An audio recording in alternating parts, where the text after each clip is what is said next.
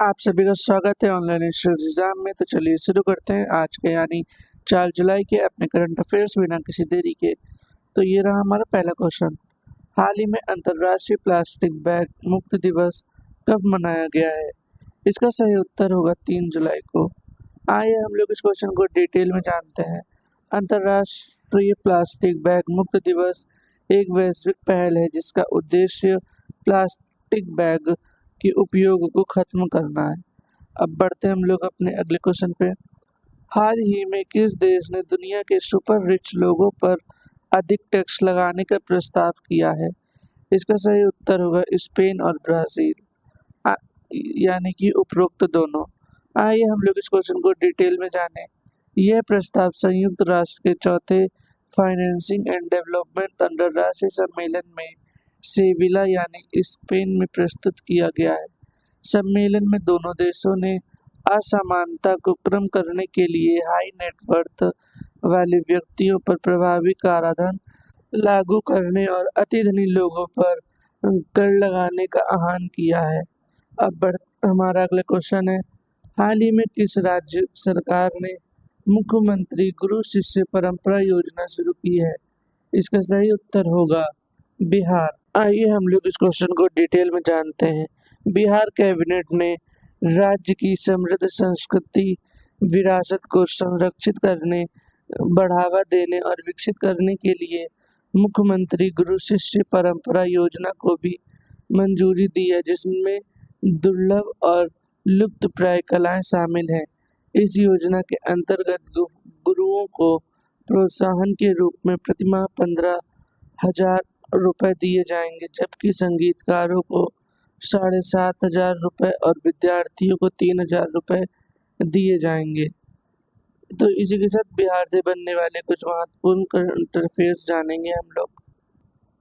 बिहार की कैबिनेट सभी ग्राम पंचायतों में 4,026 करोड़ रुपए की विवाह भवन योजना को मंजूरी दी।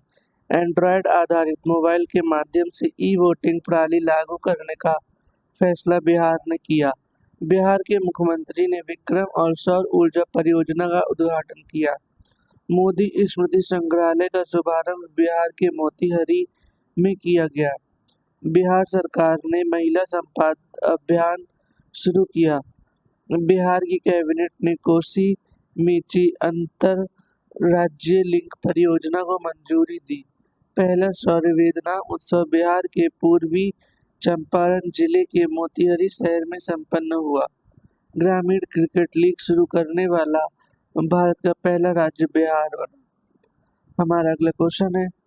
हाल ही में किस देश ने भारतीय सहयोग से हिंदी पाठ्यक्रम शुरू किया? इसका सही उत्तर है श्रीलंका।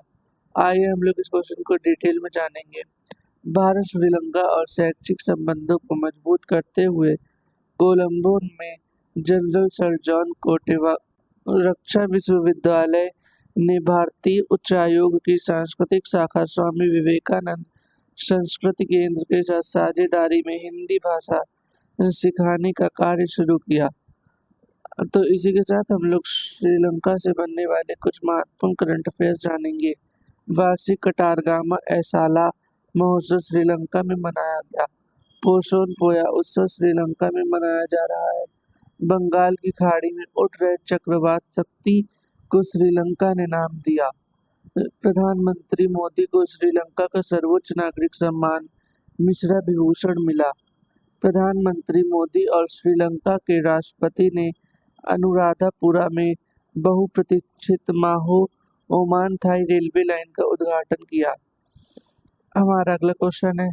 हाल ही में किस राज्य के मुख्यमंत्री ने जन सुरक्षा संतुष्टि अभियान की शुरुआत की? इसका सही उत्तर होगा गुजरात। आइए हम लोग इस क्वेश्चन को डिटेल में जानेंगे। गुजरात के मुख्यमंत्री भूपेंद्र पटेल ने गांधीनगर में जन सुरक्षा संतुष्टि अभियान की शुरुआत की, जो एक राष्ट्रीय अभियान की शुरुआत है जिसका उद्देश्य वंचित पात्र को प्रमुख सरकारी कल्याणकारी योजनाओं के दायरे में लाना है। इस पहल का लक्ष्य प्रधानमंत्री जीवन ज्योति बीमा योजना, प्रधान सुरक्षा बीमा योजना, अटल पेंशन योजना और जन धन योजना जैसे सामाजिक सुरक्षा कार्यक्रमों के कवरेज का विस्तार करना है। तो बढ़ते हम लोग अपने अगले क्वेश्चन पे। हाल ही में किसने एयर ऑफिसर इन चार्ज प्रशासन का पदभार संभाला है? इसका सही आंसर होगा एस शिव कुमार। आइए हम लोग इस क्वेश्चन को डिटेल में जानेंगे। Air marshal S Shiv Kumar ने एयर ऑफिसर इन चार्ज प्रशासन का पदभार संभाला। Air marshal S Shiv Kumar BSM ने आज नई दिल्ली स्थित वायुसेना मुख्यालय में air officer in charge administration यानी एओए का पदभार ग्रहण किया है। आइए इसी के साथ हम लोग नियुक्ति से बनने वाले कुछ महत्वपूर्ण करंट अफेयर्स जानते हैं। पराग जैन को रिसर्च एंड एनालिसिस विंग यानी रॉ का अगला सचिव नियुक्त किया गया। कनाडा की फेयरफैक्स फाइनेंशियल में वरिष्ठ सलाहकार के रूप में अमिताभ कांत शामिल हुए। यूजीआरओ कैपिटल ने अनुज पांडे को अपना सीईओ नियुक्त किया। एआईआईबी का अगला अध्यक्ष जो जियाई को नियुक्त किया गया। क्रिस्टी कोवेंट्री आईओसी की पहली महिला और अफ्रीकी अध्यक्ष बनी। प्रोफेसर सुमन चक्रवर्ती को आईआईटी खड़गपुर का निदेशक नियुक्त किया गया। अनंता चंद्रकासन एमआईटी में पहले भारतीय मूल्य के प्रोवोस्ट बने। अनुराधा ठाकुर को एसीबीआई बोर्ड में नियुक्त किया गया। अब बढ़ते हम लोग अपने अगले क्वेश्चन पे। हाल ही में दिव्यांशी भौमिक ने 29वीं एशियाई युवा चैंपियनशिप TTU15 बालिका एकल में कौन सा पदक जीता है? इसका उत्तर है स्वर्ण पदक। आइए हम लोग इस क्वेश्चन को डिटेल में जानेंगे। टेबल टेनिस में भारत की दिव्यांशी भौमिक ने ताशकंद में 29वीं एशियाई युवा चैंपियनशिप में अंडर 15 बालिका एकल में स्वर्ण पदक जीता। उन्होंने फाइनल में चीन की जू कीही को 4-2 से हराया। अब बढ़ते हम लोग अपने अगले क्वेश्चन पे। इसमें पूछा जा रहा है, हाल ही में सूर्या जुआंग रुंगरुंगकिट को किस देश का कार्यवाहक प्रधानमंत्री नियुक्त किया गया? इसका सही आंसर होगा थाईलैंड। अब बढ़ते हम लोग अपने अगले क्वेश्चन पे। हाल ही में शंघाई सहयोग संगठन रक्षा मंत्रियों की बैठक कहाँ हुई है? इसका सही उत्तर होगा चिंगदाओ। हमारा अगला क्वेश्चन है, हाल ही में प्रोजेक्ट 17A स्टील्थ फ्रिगेट का दूसरा जहाज उदयगिरी भारतीय नौसेना में कहाँ शामिल हुआ है? इसका सही उत्तर होगा मुंबई में। अब बढ़ते हैं हम लोग अपने अगले क्वेश्चन पे। हाल ही में किसे इंडिया एनर्जी स्टेक का मुख्य सलाहकार नियुक्त किया गया है? इसका सही आंसर होगा नंदन नीलेकणी को। अब बढ़ते हम लोग अपने अगले क्वेश्चन पे। हाल ही में राष्ट्रीय जन सहयोग एवं बाल विकास संसाधन का नाम बदलकर किसके नाम पर रखा गया है? तो इसका सही आंसर है सावित्रीबाई फूले। हमारा अगला क्वेश्चन है, हाल ही में भारत और किस देश ने हरित इस्पात और एल्यूमीनियम क्षेत्र में रणनीतिक साझेदारी की है? इसका सही आंसर होगा यूएई। आइए हम लोग इसको डिटेल में जानते हैं। इस क्वेश्चन को औद्योगिक सहयोग बढ़ाने और संसाधनीय विनिर्माण को आगे बढ़ाने के लिए एक राजनीतिक कदम के रूप में भारत और संयुक्त अरब अमीरात यूएई ने हरित इस्पात और उच्च श्रेणी के एल्यूमीनियम के उत्पादन में सहयोग करने के लिए चर्चा शुरू की है। तो आइए इसी के साथ यूएई से बनने वाले कुछ महत्वपूर्ण करंट अफेयर्स जान लेते हैं। भारतीय विदेश व्यापार संगठन ने दुबई को अपना पहला विदेशी परिसर स्थापित करने की घोषणा की है। यूएई ने वैश्विक स्थिरता योगदानकर्ताओं के लिए 10 वर्षीय ब्लू रेजिडेंसी वीज़ा शुरू किया। यूएई ने इंटरपोल की गवर्नेंस समिति की अध्यक्षता संभाली। प्रथम रायसीन मध्य पूर्व सम्मेलन अबू धाबी में शुरू हुआ। यूएई ने 2025 को समुदाय का वर्ष घोषित किया।